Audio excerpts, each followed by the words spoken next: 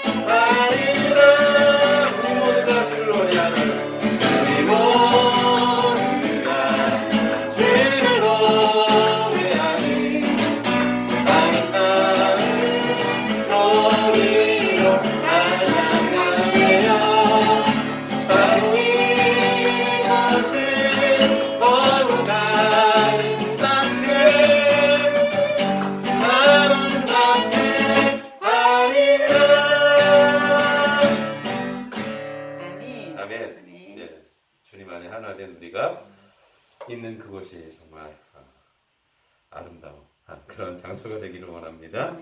주님 큰 영광 받으소서 찬양 드리고 예배 하도록 하겠습니다. 주님 큰 영광 받으소서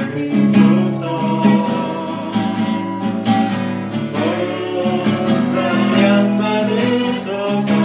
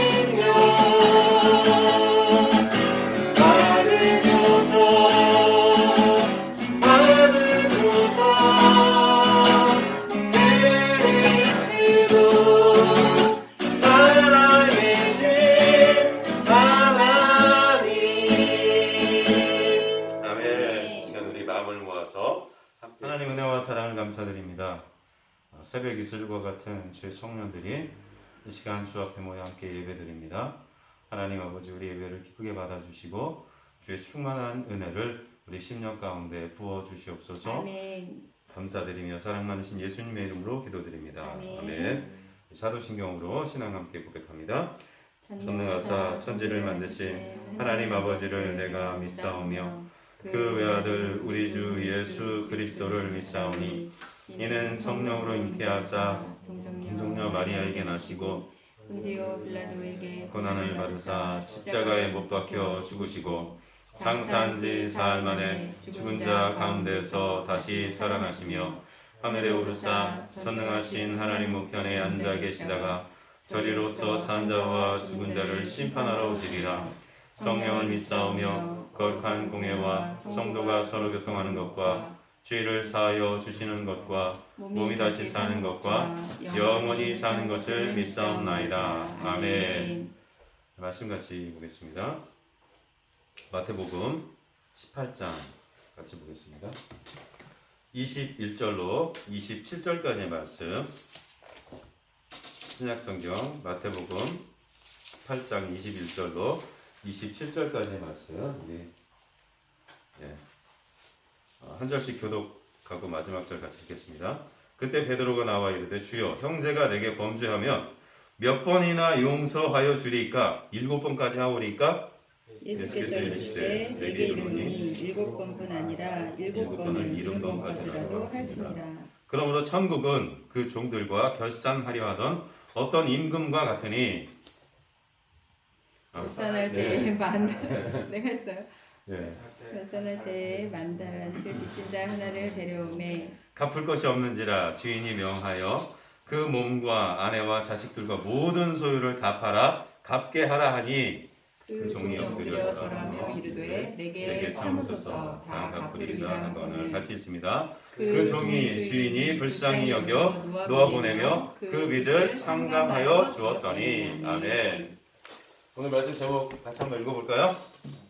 읽어봅시다. 시작. 용서. 네, 용서. 여러분 용서 잘 하죠? 네. 자신있게 네 하고 대답합니다. 자, 오늘 말씀은 어떤 그 배경 가운데 나왔는지 한번 살펴봅시다. 18장 말씀 보면은 18장 1절에 보면 그때의 제자들이 예수께 나와 천국에서 누가 크니까? 라고 이렇게 물었다고 기록을 하고 있어요. 근데 이 그때에라는 용례가 마태복음에 총 90번 사용이 되거든요. 그런데 대부분 이제 그때라는 말이 사용이 될 때는 앞에 내용과 다른 부분으로 이렇게 사건이 전환이 될 때 그때에라는 그런 말을 사용을 했는데, 오늘 우리가 함께 읽은 본문에서의 그때는 앞에 사건과 동일한 그 시점을 얘기를 해요. 무슨 일이 있었냐면 18장을 시작하면서는 제자인 그 제자들이 예수님 앞에 나와서 천국에서 누가 큽니까? 이게 무슨 의미일까요? 천국에서 누가 키가 큽니까? 이걸 얘기하는 거예요. 그러면 천국에서 누가 높은 사람입니까? 이렇게 물은 거예요. 그때 주님께서 어린아이를 데리고 와서 세워놓고 너희들이 지금 제자들은 천국에서 누가 높은 사람입니까? 라고 물었는데 예수님은 어린아이 하나를 세워놓고 뭐라고 말씀하시냐면 너희가 이 어린아이와 같이 되지 않냐면 결단코 천국에 들어갈 수 없다 말씀하세요. 좀 동문서답 아니에요? 천국에서 높은 사람이 누굽니까? 근데 어린아이와 같이 되지 않으면 너희가 천국에 아예 들어가지도 못한다라고 주님이 말씀을 하세요. 여러분, 왜 주님께서 그 어린아이와 같이 되지 않으면 천국에 들어갈 수 없다 말씀하셨을까요? 요즘 어린이들 어때요? 순종적인가요? 순수한가요? 요즘의 어린이들은 어른들 머리 꼭대기에 있죠. 예전에 사역지에서 어디 이렇게 가다가 어떤 꼬마하고 같이 그 엘리베이터를 탔어요. 근데 이 꼬마가 이제 가방을 내고 있으니까 거기가 학원이 있는 데였거든요. 그래서 학원 가? 야, 선생님 공부 안 하면 선생님이 혼내주니? 그랬더니 아니요, 선생님이 나한테 꼼짝 못해요. 내가 학원 끊는다 그러면요, 우리 선생님 나한테 벌벌 켜요. 이렇게 얘기를 해요. 그걸 보고 야, 요즘에 어린이들 뭐 한 초등학교 3학년이나 4학년 됐을 것 같아. 야, 장난이 아니구나 생각이 들더라고요. 주님께서 말씀하신 어린이들 지금으로 이렇게 비교를 하면 좀 잘 이해가 안 가요. 그런데 우리가 그 어린아이의 특징을 좀 생각을 해본다면 이 어린아이는 젖 먹는 어린아이로 이야기를 합시다. 젖 먹는 어린아이는 의존적이죠. 그렇죠? 부모에게 의존적이에요. 특별히 엄마에게 의존적이에요. 그래서 엄마가 아이를 돌봐주지 않으면, 그 부모가 돌봐주지 않으면 그 아이는 살 수 없는 거죠. 지금 이 어린아이라고 예수님께서 말씀하신 것이 그렇게 하나님을 의지해서 하나님을 가까이해서 살아가는 그러한 어린아이들과 같이, 또 그 어린아이들이 부모의 말씀에 순종하고 그 말씀을 받아들이는 그런 순수함, 믿음의 순수함이 있지 않고서는 너희들이 결단코 천국에 들어갈 수 없다라고 말씀을 하시면서 누구든지 이 어린아이, 이렇게 연약한 어린아이 하나를 영접하는 것이 곧 나를 영접하는 것이다 라고 말씀을 하세요. 그리고 또 누구든지 이 어린아이와 같은 자를, 순수한 믿음을 가진 자, 하나님께 붙어 살려고 애쓰며 살아가는 이런 자를 실족하게 하면 차라리 연자맷돌을 그 목에 메어서 바다에 빠뜨리는 것이 차라리 낫다라고 이렇게 말씀을 하시며, 주님 덧붙여 뭐라고 말씀하시냐면 너의 눈이 너로 범죄하게 하거든. 그래서 그 일로 이런 실족함이 있게 되거든. 차라리 그 눈을 뽑아버려라. 내 손이 너로 범죄하여서 이런 일이 발생하면 내 손을 잘라버려라. 내 다리가 너로 범죄하여서 그를 실족하게 하는 일이 있을 수 있게 되거든. 차라리 다리를 잘라버려라. 내 백체가 멀쩡하여 지옥에 들어가는 것보다 눈이 없이, 손이 없이, 다리가 하나 없이 천국에 들어가는 것이 낫다. 이렇게 말씀을 하세요. 뭐 좀 너무 심하지 않습니까? 네? 여러분, 눈이 범죄하면 제 경우에 눈 뽑아버릴 수 있어요. 오른손이 범죄하면 오른손을 잘라. 이게 도대체 무슨 말씀이세요? 그만큼 죄에 대해서 경계하고 실족하는 일이 일어나지 않도록 경계하라고 주님께서 말씀을 하시는 거예요. 그러면서 형제가 죄를 범하거든 너에게는 그렇게 단호하게 죄를 끊어내되 너의 형제가 죄를 범하거든 조용히 가서 그 형제를 권면해라. 듣지 않으면 다른 형제들을 또 데리고 가서 권면해라. 그것도 듣지 않으면 교회에다 보고해서 그 죄에서 돌이키도록 권면해라. 교회의 권면도 듣지 않으면 이방인과 같이 대해라. 불신자와 같이 대해라. 라고 주님께서 말씀을 하시는 거예요. 그러면서 이제 우리가 앞에 이제 그때에 라는 것에 대해서 우리가 살펴보고 있어요. 지금 이제 오늘 그런 말씀으로 들어가 봅시다. 이 말씀을 통해서 주님께서는 교회에 건징이라는 게 있어요. 잘못하면 어떻게 해야 되죠? 제가 잘못했어요. 제가 예를 들어서 미안합니다. 바람을 폈어요. 그러면 그걸 교회에서 알았어요. 그럼 저를 교회에서 어떻게 해야 되죠? 네? 민사장이 어떻게 해야 될까요? 해고시켜야죠. 뭐. 네, 맞아요. 해고시키고 저는 목사로서 제명을 당하는 게 이 권징이에요. 네. 그래서 이 권징의 권한이 교회에 있다는 거예요. 그때 베드로가 나와서 말합니다. 네. 주님, 누군가 나에게 죄를 범하면 7번 용서하면 되죠. 여러분 7번 용서하는 게 쉬울 것 같아요? 네, 어려워요. 7번 용서하면 됩니까? 이 고대사회에서 7이라는 숫자는 완전수를 얘기하고 있어요. 그리고 레위기 16장 11절 말씀에 보면 속죄일에 피를 7번 뿌리는 건데 이 7번 뿌리는 것을 통해서 백성들의 죄를 다 용서하는 하나님께서 죄의 용서를 그렇게 상징적으로 7번 뿌리는 것을 통해서 제사장이 하나님 앞에 나아갔던 거예요. 그때 주님께서 이 말씀을 들으시고 7번뿐 아니라 70번을 7번까지라도 용서해라. 77에 49. 네. 490번 용서해라. 말씀이죠? 아니에요. 790번만 용서하고 791번째는 네 마음대로 해라가 아니에요. 자, 그러면서 주님께서 비유로 말씀을 하세요. 1만 달란트 빚진 자. 자, 1달란트는 6,000데나리온. 1데나리온은 건강한 남자가 하루 일하는 하루 품삯이에요. 그런데 1만 달란트는 6천만 데나리온이야. 자, 1달란트를 벌기 위해서는 300일을 일해야 돼요. 1년에. 그럼 1만 달란트를 하려면 몇 년? 20만 년 동안 한 푼도 안 쓰고 300일씩 일을 해야 갚을 수 있는 돈이 10,000달란트예요. 근데 이 10,000달란트를 라는 이 부채는 무엇을 말하는 거냐면 도저히 갚을 수 없는 빚을 얘기하는 거예요. 이 빚은 뭘 이야기하냐면 우리 죄의 빚을 이야기하고 있는 거예요. 우리 모두 하나님 앞에 뭐예요, 여러분? 제 경제 하나님 앞에서 뭐예요? 죄인이에요. 이 사실은 우리가 결코 부인할 수 없는 거예요. 1만 달란트를 빚졌는데 그 1만 달란트의 채무를 다 탕감해 줬어요. 안 갚아도 된다. 이렇게 얘기를 했어요. 그럼 어떨 것 같아요? 우리 영관 형제. 그냥 좋기만 할까요? 완전 재즈지. 아싸. 네? 뭐 난리 나는 거죠. 엄청난 빚을 탕감받았으니까.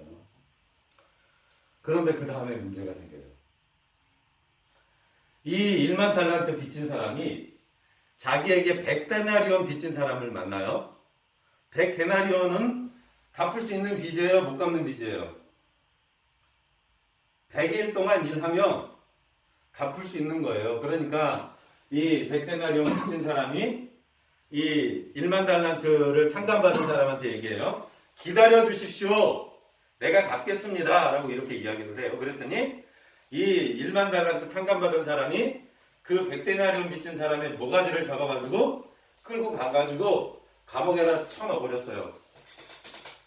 그리고 이 사실을 그 1만 달란트를 탕감해준 그 주인이 듣게 되었어요. 그때 100데나리온을 그 빚을 탕감해주지 않고 용서해주지 않고 옥에 가둬버린 그를 그 1만 달란트 탕감받은 자를 불러다가 이야기를 했어요. 내가 갚을 것이 없다고 해서 나를 불쌍히 여겨서 탕감해 주었는데 너는 왜 너에게 그 100데나리온 빚진 자를 용서해 주지 않았느냐? 라고 이렇게 이야기를 하면서 그 1만 달란트 빚진 자에게 탕감해 줬던 것을 취소하고 그를 감옥에 가두어 버렸다라는 말씀이 바로 오늘 우리가 함께 읽은 21절부터 35절까지의 내용의 말씀이에요. 그러면서 35절에 뭐라고 기록이 되어 있냐면 이렇게 기록되어 있습니다.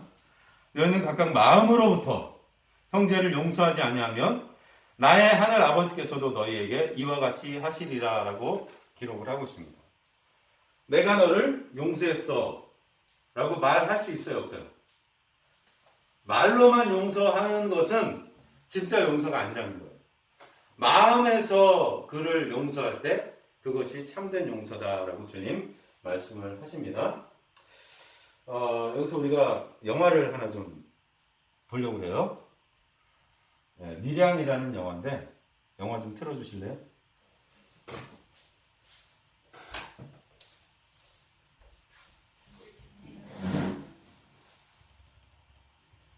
죄송합니다. 아니에요. 건강해야죠. 아무리 큰 죄를 지은 죄인이라도 하나님은 건강을 주시잖아요.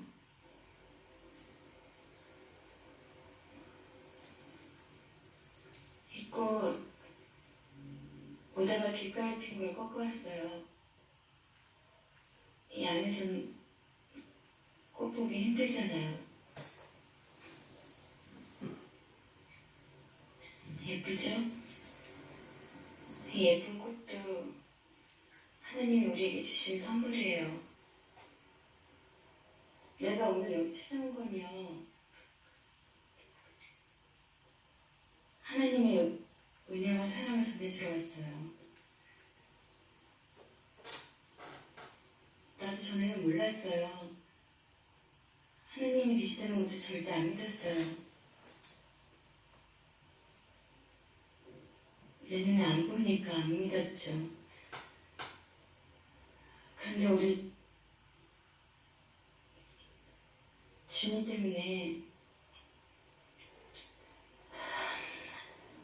하나님의 사랑을 알고 비로소 마음의 평화를 얻고 새 생명을 얻었어요. 그분의 사랑과 은혜를 느낄 수 있다는 게 얼마나 감사하고 행복한지 몰라요. 그래서 내가 여기까지 찾아온 거예요. 그분의 사랑을 전하기 위해서요. 고맙습니다. 정말 고맙습니다.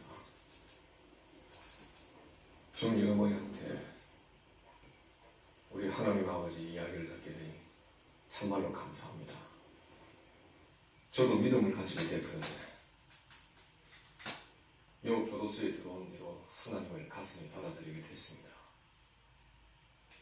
하나님이 이 죄 많은 인간한테 찾아와 주신 거지. 그래요? 하나님을 알게 됐다니 다행이네요. 예, 얼마나 감사한 일입니까? 하나님이 이 죄 많은 놈한테 손 내밀어 주시고 그 앞에 엎드리가 지은 죄를 회개하도록 하고 제 죄를 용서해 주셨습니다.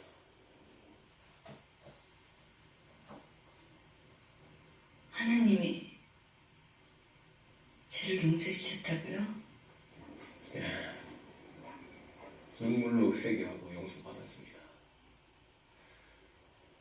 그러고 나서부터 마음의 평화를 얻었습니다. 아침에 일어나자마자 기도하고 하루하루가 얼마나 감사한지 모릅니다. 하나님한테 회개하고 용서받으니 이래 편합니다, 내 마음이. 요새는 기도로 눈 뜨고 기도로 눈 감습니다. 주의 어머니를 위해서도 항상 기도합니다. 죽을 때까지 할 겁니다. 그런데 앉아 이래 직접 만나고 보니 하나님이 역시 제 기도를 들어주시는 것 같습니다. 솔직히 난 걱정 좀 했었는데 잘 됐습니다. 처음에 딱 들어오는데 얼굴이 뻔하게 너무 얼굴이 좋아 보이더라고요. 이거 교도소 들어오는 지금 지금 얼굴이 너무 좋아진다. 난 속으로 그 생각했는데 알고 보니 그 친구도 하나님만 믿게 됐답니다. 하나님 믿고 구원받으면서 그리 많이 커졌다는 거야. 그러고 나서 뭐 하나님 얘기만 하고 있죠. 지금 요즘 하나님 이미 무슨 그냥 하나님 이미 무섭지. 그래서 내가 여기 찬다.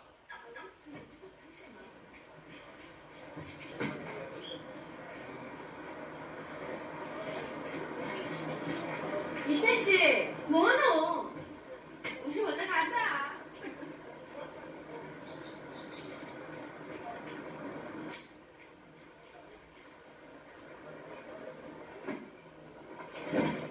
신혜 씨, 어지러워. 신혜 씨.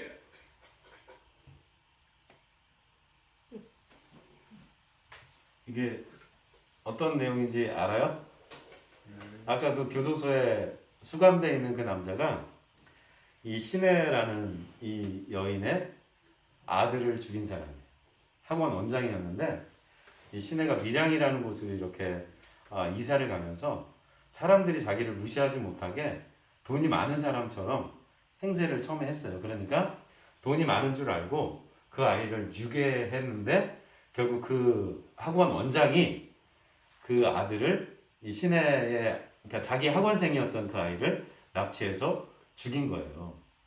그러면서 나중에 이제 그 시체를 확인하고 너무 힘든 상황 가운데 전도를 받아서 교회에 가게 된 거예요. 그래서 하나님을 믿고 이제 하나님께 이 은혜를, 자기 죄를 깨닫고 이제 그 사람을 용서하기로 결정을 하고 교도소에 가서 그 사람에게 내가 너를 용서한다 라고 말을 하려고 갔는데, 이미 그 사람은 뭐라고 얘기합니까?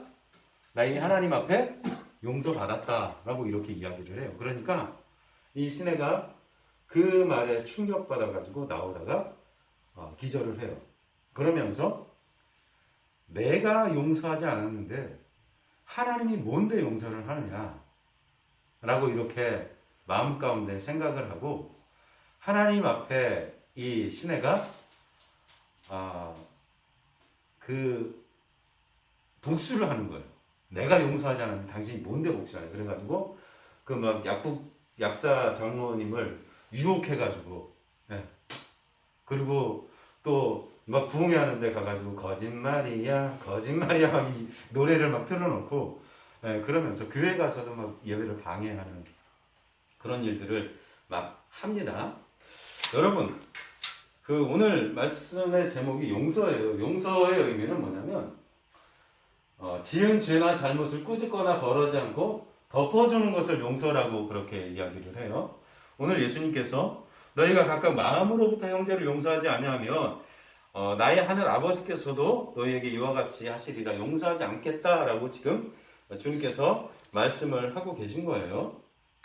여러분, 용서를 할 수 있는 사람이 누군가요? 용서는 누가 할 수 있어요? 피해를 받은 당사자가 용서할 수 있는 거예요. 자, 우리가 좀 전에 영화를 봤잖아요. 이게 쓰러졌어요. 시내는 지금 용서할 수 있는 권한이 누구한테 있었던 거예요? 자기한테 있었던 거예요. 그런데 하나님, 아무 권한도 없는, 용서할 권한이 없는 그 하나님이 이 시내를 용서하는 것까지는 괜찮았는데, 이 시내가 용서하지 못한 그 자기의 아들을 죽인 자까지 용서하셨다는 것이, 이 시내는 그 사실을 받아들일 수가 없었던 거죠. 그래서 하나님 앞에 복수를 하면서 자기를 막 자해하고 막 그런 일들을 벌이거든요. 여러분, 어떻습니까? 오늘 주님께서는 70번을 7번까지라도 용서하라고 그렇게 말씀하셨는데, 이 말은 490번 용서해라가 아니라, 이 말은 너는 그 사람을 용서할 만한 자격이 너에게는 없다는 것을 주님께서 말씀을 하신 거예요. 사람들은 죄에 대해서 이야기를 할 때 무슨 죄를 지었느냐? 여러분, 무슨 죄가 제일 큰 죄죠? 살인죄. 그렇죠? 살인죄가 제일 커요. 그리고 남의 거 이렇게 조금 슬쩍한 거는 조금 작은 죄. 그래서 살인죄를 저지른 사람은 뭐 계획적인 살인이면 사형까지 때리잖아요. 그리고 이렇게 뭐 절도나 이런 거 하면 생계형 절도 같은 경우에는 집행유예를 막 풀어주고 막 그러잖아요. 사람들은 무슨 죄를 지었느냐를 보지만, 얼마나 많은 죄를 지었느냐를 보지만, 주님께서 우리를 보실 때는 뭐라는 거예요? 동일한 죄인이라는 거예요.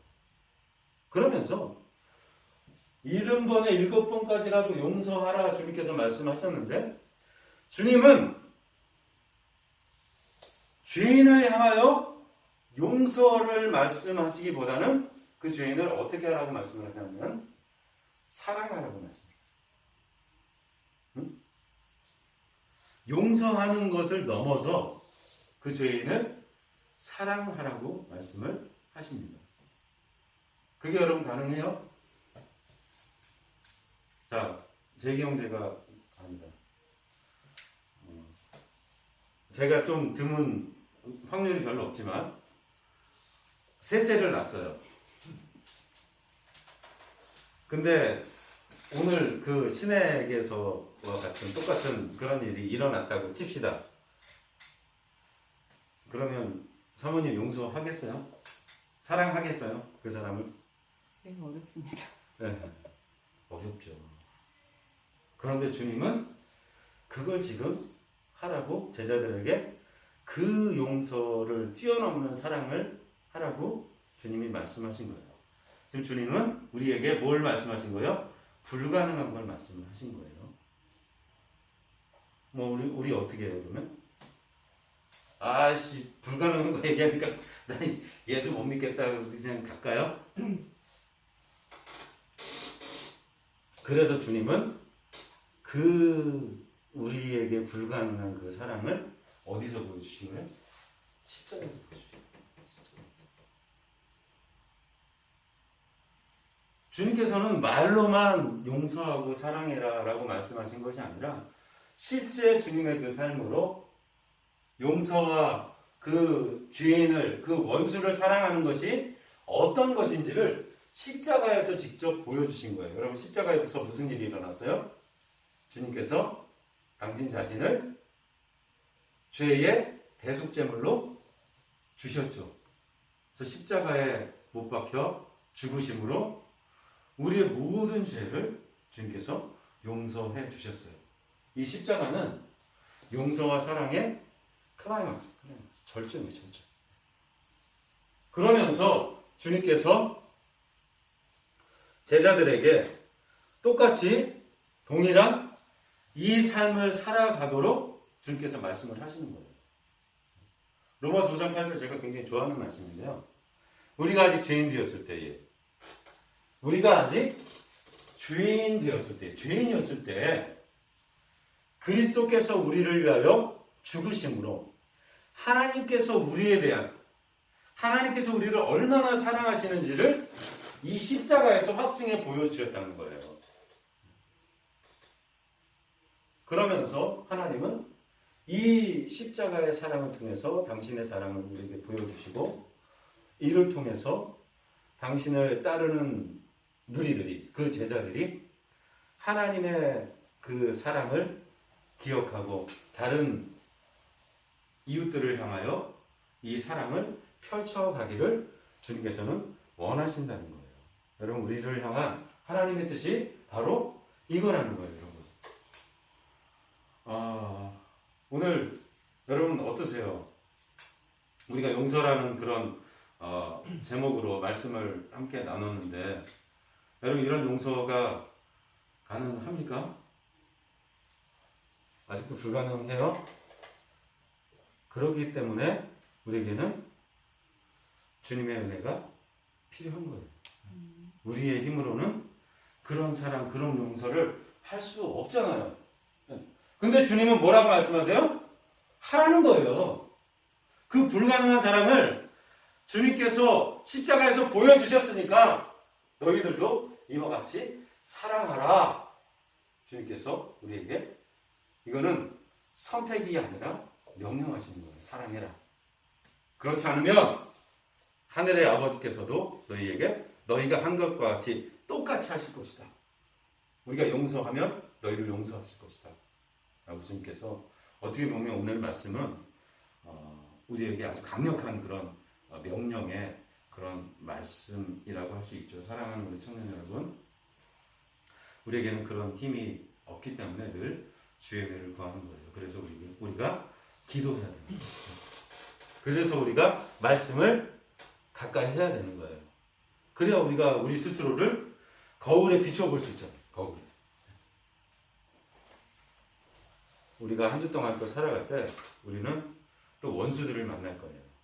나를 힘들게 하고 내 마음을 아프게 하고 나에게 손해를 입히는 그런 인간들이 분명히 우리 앞에 있을 거예요. 그때 우리가 오늘 말씀을 기억해서 그들을 향하여 우리가 비난하고 그들을 정죄하기 전에 나 또한 하나님 앞에서 그런 죄인이었다는 사실을 인정하고 그들을 향하여 긍휼을 베풀며 100데나리온 빚진 자와 같이 모가지를 잡아 끌고 가는 것이 아니라 그를 향하여 용서할 때 우리 마음으로 참된 용서를 그에게 베풀고 더 나아가 한 걸음 더 나아갈 수 있다면 그를 사랑으로 대할 수 있는 그런 우리 청년들의 삶이 될 수 있기를 주님의 이름으로 간절히 축원드립니다. 기도하겠습니다.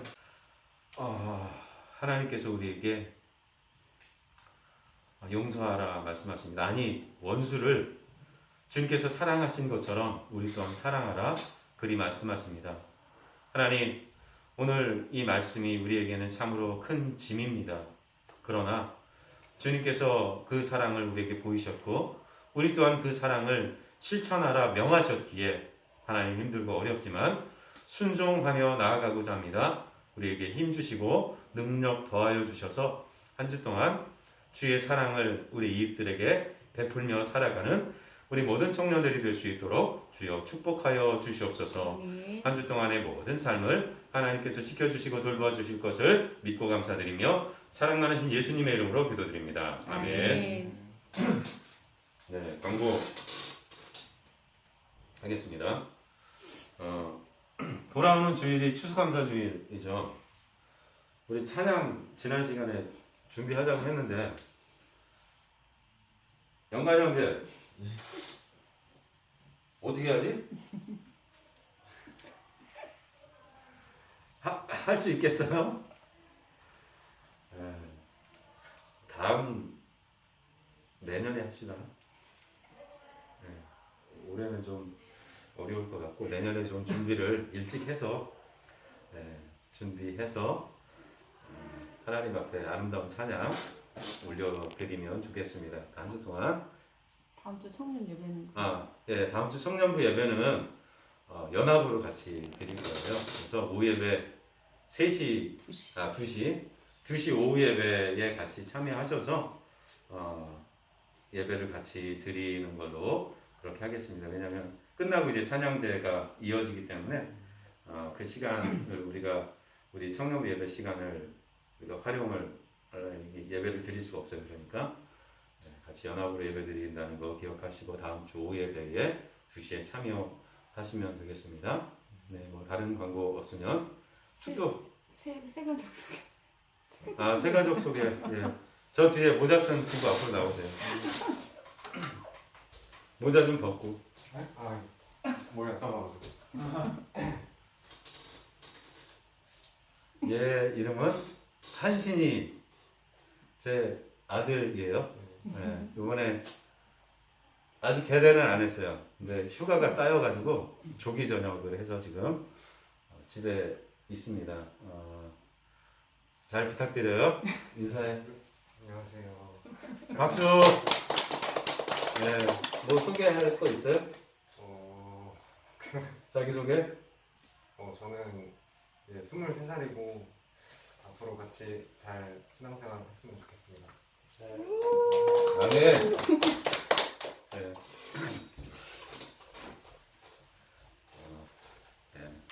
우리 청년부가 좀 더 이렇게 부흥하는 은혜가 있기를 원합니다. 축도하고 이렇게 마치겠습니다. 지금은 십자가에서 우리를 향한 당신의 사랑을 보여주신 우리 주 예수 그리스도의 은혜와 우리가 아직 죄인 되었을 때의 아들을 우리에게 주심으로 당신의 사랑을 확증하여 보여주신 하나님의 놀라운 사랑하심과 성령의 인도, 교통, 역사하심이 오늘 말씀을 듣고 1만 달란트 빚진 자였던 나의 모든 죄를 사하시고 또 나를 사랑하신 그 하나님의 사랑을 마음에 품고 세상을 향하여 나아가는 사랑하는 우리 청년들 머리 위에 또 그 사랑을 실천하겠노라 다짐하며 나아가는 우리 청년들의 그 발걸음 위에 이제로부터 영원토록 함께 계실지어다. 아멘.